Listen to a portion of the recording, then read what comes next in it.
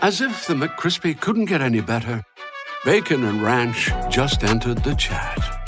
The Bacon Ranch McCrispy, available at participating McDonald's for a limited time. Ba-da-ba-ba-ba. This episode is brought to you by Blizzard. Play Diablo 4 free during the open beta weekend. Only you can stand in the way of the forces of hell. Play free March 24th to 26th and pre-purchase for early access. Journey through the entire first act. Battle up to level 25 as all 5 classes. Adventure with your friends in 4-player co-op. Descend into hell early during the open beta. Pre-purchase Diablo 4 now. This is Optimal Relationships Daily, episode 1690, The Gossip Virus, What It Is and 5 Steps to Kill It, by Vironika Tugaleva of Vironika.org.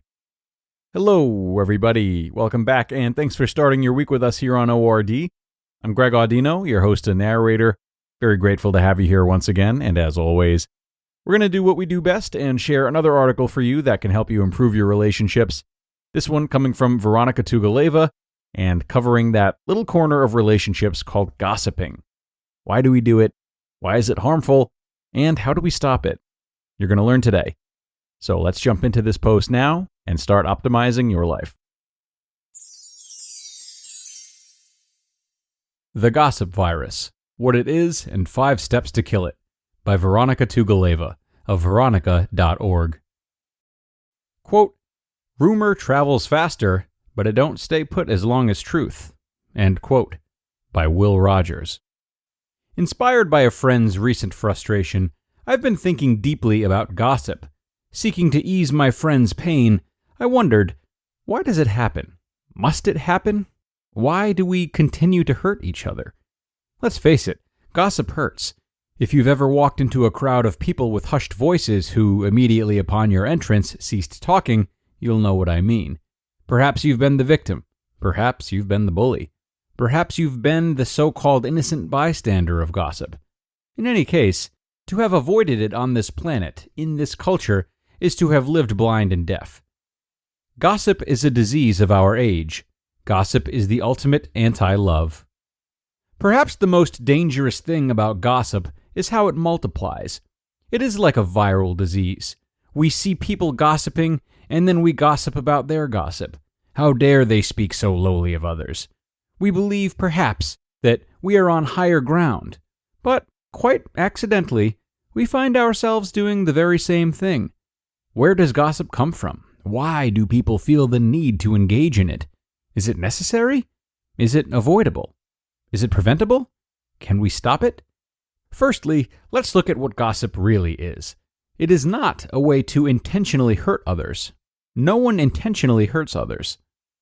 Gossip is projected shame. We don't come out of the womb speaking down about others. The first bit of degradation comes to us from the external world. It may come in the form of slander against ourselves, or in the form of slander against someone else. Even if a comment is made about someone else, we try it on like a new pair of pants. Whether we are told, "You are annoying," or "Rachel is annoying," we wonder, am I annoying? To hear the defamation of another's character is a threat against self. This begins to trigger within us feelings of inadequacy. What if I am annoying? How many other people think so? What if people talk about me like they talk about Rachel? What if I'm annoying and there's nothing I can do about it? These questions are haunting. They begin to stew inside. Then, when we enter a gossip circle and the opportunity presents itself to slander another person, we face a choice: gossip or stew.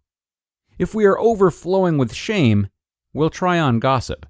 If we've tried gossip and reformed, or if we've been taught otherwise, we'll stew.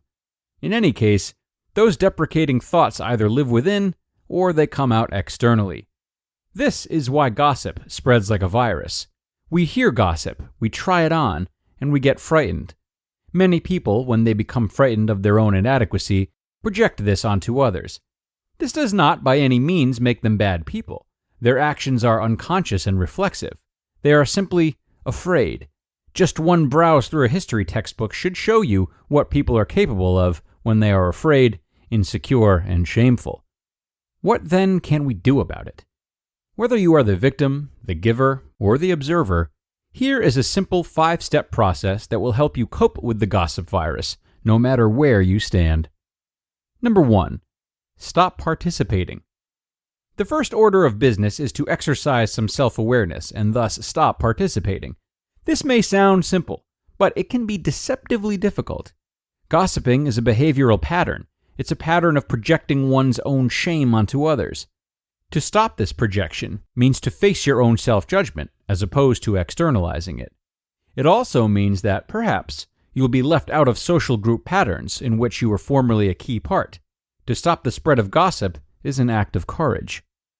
Number 2. Practice compassion. Pull yourself out of the cycle of judgment.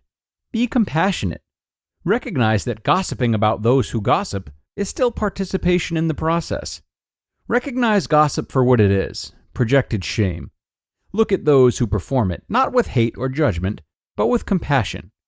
Recognize in the rumor spreader the pain of self-rejection. The enemy is not the person, but rather the process itself.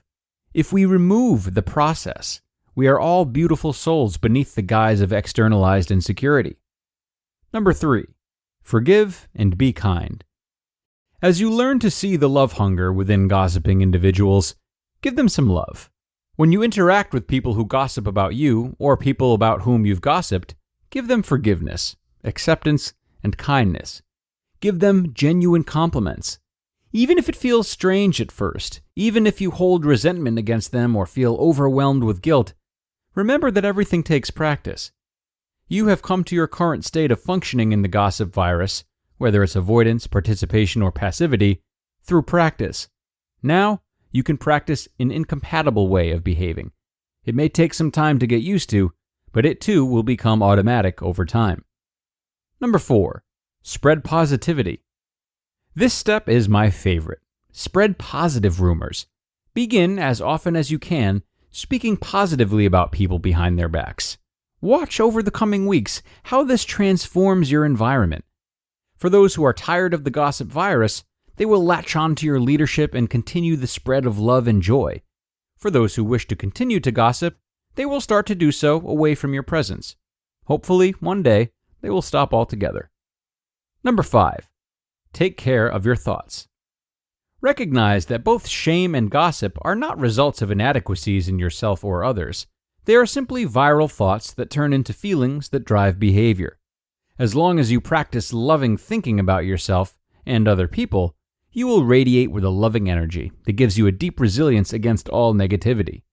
Remember, most importantly of all, that even though gossip spreads like a virus, so does love. Each act of unity, harmony, compassion, and kindness makes a difference the same way that a hateful, fearful, or judgmental act makes a difference. Regardless of what you do, what you believe, and what you say, you always change the world. You cannot choose whether or not your rock sends ripples into the pond of life, but you can choose what sort of rock you wish it to be. You just listened to the post titled, The Gossip Virus, What It Is, and 5 Steps to Kill It, by Vironika Tugaleva of Vironika.org. This episode is brought to you by Amazon Prime. Whatever you're into, with Amazon Prime, you can go deep. So if you're all about pop right now, you could watch pop documentaries on Prime Video, discover pop playlists on Amazon Music Prime. And if you're really serious, order a rhyming dictionary with fast free shipping from Prime.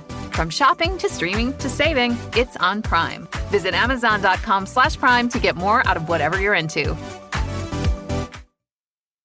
Yet another solid post today from our friend Vironika. And just like her, I also found her 4th step about spreading positivity to be my favorite.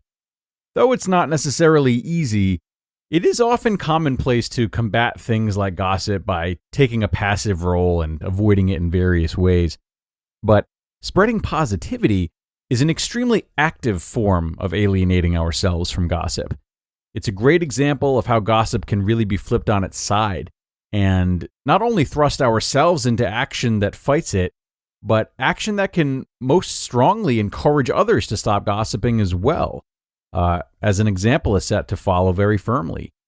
So this is a great means of displaying personal and interpersonal leadership. And depending on how it's received, it can really stand to tell you a lot about who your friends are and what company you want to keep too. So, a great read by Vironika, which we are thankful for. Also thankful to all of you for stopping in today. We have come to the end, but we've got another awesome post coming up for you tomorrow, so don't forget to tune in. Hoping to see you all there, where your optimal life awaits.